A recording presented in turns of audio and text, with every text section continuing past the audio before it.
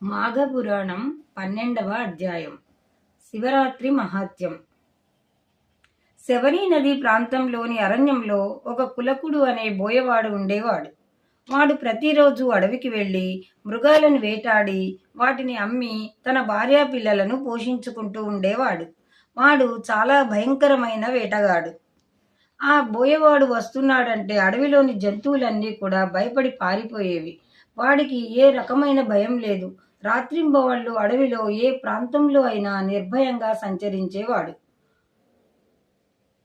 అతి క్రూరుడు. దేవుడంటే భయం లేదు, భక్తి అంతకన్నా లేదు. వాడికి తెలిసిందల్లా ఒకటే, జంతువులను చంపడం, వాటిని అమ్మి భార్యా పిల్లలను పోషించడం. అత్యంత స్వార్థపరుడు. ఇది అతడి జీవితం. ఒక రోజున కులకుడు అడవికి వెళ్ళాడు. అదృష్టం బాగాలేదు. ఆ రోజు ఒక్క మృగం కూడా దొరకలేదు. రోజంతా ఆహారం లేదు, త్రాగడానికి నీరు కూడా చీకటి పడింది. ఒక్క జంతువు చిక్కల. అయినా జంతువుల కోసం అడవిలో తిరుగుతున్నాడు. ఇంతలో అక్కడ ఒక పెద్ద చెట్టు కనిపించింది. చెట్టు ఎక్కితే ఏమైనా జంతువులు కనిపిస్తాయేమో అని చెట్టెక్కాడు. చెట్టు మీద కూర్చుని కళ్ళు చికిలించి చూస్తున్నాడు. ఏ జంతువు కనిపించలా. చీకటి పడడంతో కిందకి దిగకుండా ఆ చెట్టు మీదే కూర్చున్నాడు. రాత్రి గడుస్తోంది. ఏ జంతువు ఆ ప్రాంతాలకి రాలేదు. శీతాకాలం.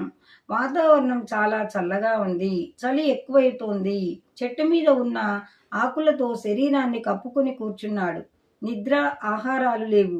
తెల్లవారిపోయింది. రోజంతా వెతికినా ఏ జంతువు దొరకలేదని తన దురదృష్టానికి తిట్టుకుంటూ చెట్టు దిగాడు. ఇంటికి బయలుదేరాడు. బోయవాడు వేటకు బయలుదేరిన రోజు మాఘ బహుళ చతుర్దశి, మహాశివరాత్రి. ఆ రోజంతా అతడికి నిద్ర, ఆహారాలు లేవు.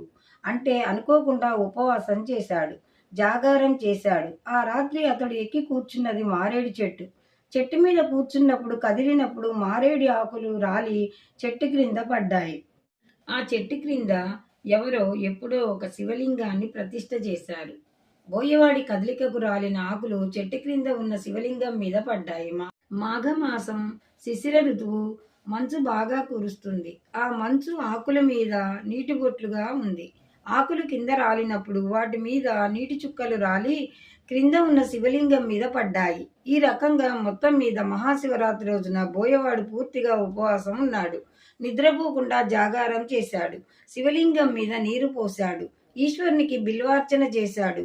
ఇవన్నీ అతడికి తెలియకుండానే, అనుకోకుండానే జరిగాయి. తెల్లవారింది. వేట దొరకలేదనే బాధలో అంటూ ఇంటికి బయలుదేరాడు. కాలం గడిచిపోతోంది. బోయవాడికి వయసు పెరుగుతోంది. ముదుసలి అయ్యాడు. ఉత్తరాయణ పుణ్యకాలం అంటే సంక్రాంతి పండుగ నుంచి జూలై వరకు గల మధ్యకాలంలో ఒక రోజున మరణించాడు. అతడు చేసిన అన్ని పాపాలే. అందుకని అతన్ని తీసుకుపోవడానికి యమభటులు వచ్చారు. బోయవాడి సూక్ష్మదేహాన్ని తీసుకొని బయలుదేరారు.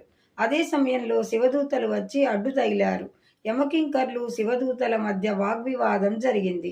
ఇతడు అత్యంత క్రూరుడు.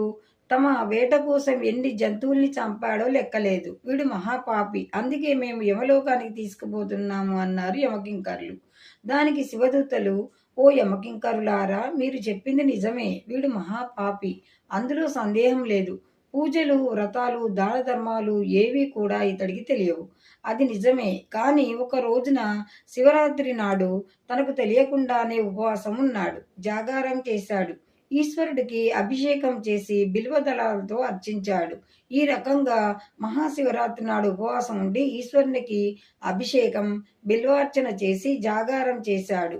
ఇంతటి గొప్ప కార్యం చేశాడు కాబట్టి ఇతన్ని కైలాసానికి తీసుకుపోతాము అన్నారు. వాదనతో చివరికి శివదూతలే గెలిచారు. బోయవాడిని కైలాసానికి తీసుకుపోయారు. పుణ్యకార్యాలు తెలిసి చేసినా తెలియక చేసినా అతడు జ్ఞాని అయినా అజ్ఞాని అయినా దాని ఫలితం ఇది ఇస్తుంది. నిప్పును ముట్టుకుంటే చేయి కాలుతుంది. నీకు తెలియదు కదా అని కాలక మానదు. కింద పడితే దెబ్బ తగులుతుంది. ఆ విషయం నీకు తెలియదు కదా అని దెబ్బ తగలక మానదు. మహాశివరాత్రి ఇది మహాపర్వదినం. ఆ రోజు ఉపవాసం, జాగారం, అభిషేకం, బిల్వార్చనలు చాలా విశేషం. వాటిని చేసినప్పుడు వాటి ఫలితాన్ని అవి ఇస్తాయి. ఇక్కడ వాటి ఫలితం శివ సాయుధ్యం. కాబట్టే బోయవాణ్ణి కైలాసానికి తీసుకుపోయారు శివదూతలు. 12వ అధ్యాయం సమాప్తం.